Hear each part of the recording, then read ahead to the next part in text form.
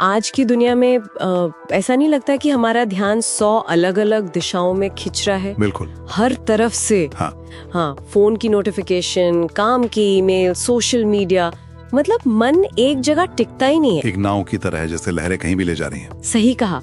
और इसी उलझन के बीच आज का हमारा डीप डाइव एक 400 साल पुरानी रचना पर है, जो शायद आज पहले से कहीं ज्यादा जरूरी है।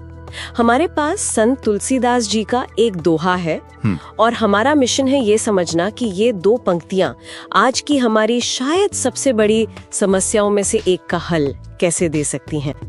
तो दोहा कुछ इस तरह है, रामय जान दीन मन, तापर को न दोष, तुलसी तेही पर विधि करे, जो करे आपर कूस। तो पहली बार सुनने में इसका मतलब सीधा लगता है। हाँ, कि जिसने अपना मन भगवान राम को नहीं दिया, उसे दोष देने का कोई फायदा नहीं, क्योंकि उसके दुखों का कारण वो खुद है। पर बात यही खत्म नहीं होती है ना, इसमें कुछ बहुत गहरा छिपा है। बिल्कुल। यहाँ जो सबसे कमाल की बात है वो है व्यक्तिगत जिम्मेदारी का आइडिया। व्यक्तिगत जिम्मेदारी, अच्छा। हाँ, तुलसीदास जी किसी बाहरी शक्ति या हालात को दोष नहीं दे रहे हैं। वो कह रहे हैं कि दुख का जो रिमोट कंट्रोल है वो बाहर नहीं, हमारे अंदर है। वाह। ये कुछ ऐसा है जैसे आपकी कार का स्टीयरिंग व्हील आपके हाथ में न हो तो गाड़ी तो चलेगी। हाँ, पर कहाँ जाएगी, किससे टकराएगी, कोई नहीं जानता। वो कह रहे हैं कि वो स्टीयरिंग व्हील हमारा मन है और उसे राम यानी एक सही दिशा में थामे रखना हमारी अपनी जिम्मेदारी है। अरे वाह, ये तो कमाल का नजरिया है। मतलब राम यहाँ सिर्फ एक देवता का नाम नहीं है, नहीं, बल्कि एक फोकल पॉइंट है, एक नॉर्थ स्टार जिस पे हम अपना ध्यान टिका सकें। बिल्कुल। क्योंकि जब हम राम शब्द सुनते हैं तो बात सिर्फ भक्ति की लगती है, लेकिन आप जो कह रही हैं वो तो एक मनोवैज्ञानिक सिद्धांत जैसा लग रहा है। क्या तुलसीदास एक तरह से कॉग्निटिव फोकस की बात कर रहे थे? आपने बिल्कुल सही पकड़ा।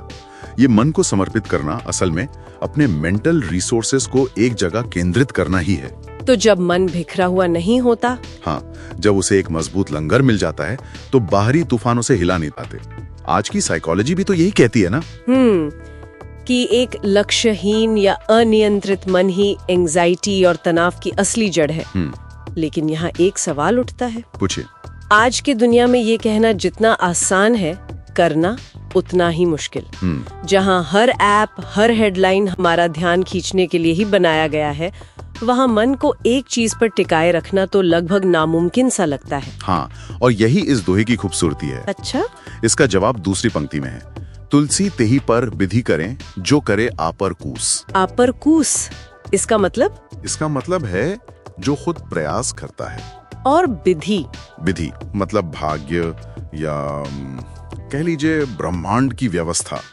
तो वो कह रहे हैं कि भाग्य भी उसी का साथ देता है जो पहले खुद कोशिश करता है।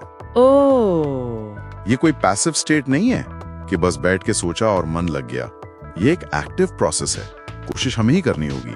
तो कुल मिलाकर ये दोहा हमें ये सोचने पर मजबूर करता है कि हम अक्सर अपनी समस्याओं का कारण बाहर ढूंढते हैं, लोगों में, हालात में, किस्मत में। हाँ, जबकि असली खेल तो हमारे अपने मन के मैदान में चल रहा है। और समाधान भी हमारे अंदर ही छिपा है, अपने मन को एक दिशा देने के प्रयास में। सही कहा।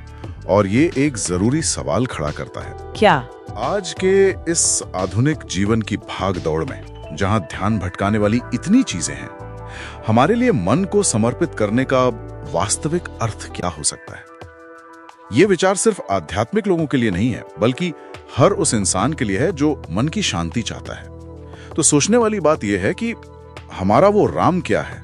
वो कौन सा एक लक्ष्य, सिद्धांत या रिश्ता है जिस पर मन टिकाने से बाकी सब कुछ अपनी जगह पर आ सकता है?